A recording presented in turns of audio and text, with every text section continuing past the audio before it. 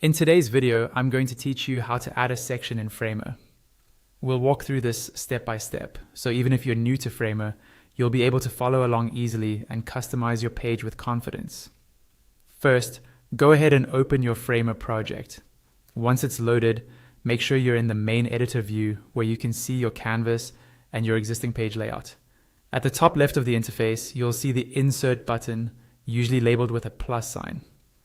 This is where you access all the building blocks for your site, including sections, components, and other elements. Click on the Insert button to open the Insert panel. When the Insert panel appears, you'll notice a search field at the top. The search bar is the quickest way to find exactly what you need, instead of scrolling through a long list of options. Click into the search field and type the word section.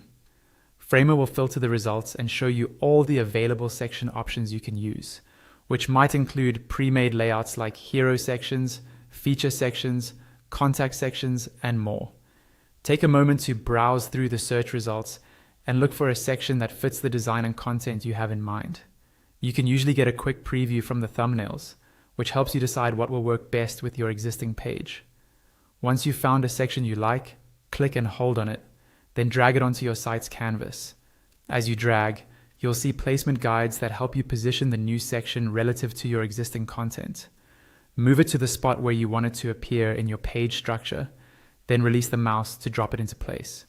You can always rearrange it later, but it's helpful to think about the flow of your page as you add sections.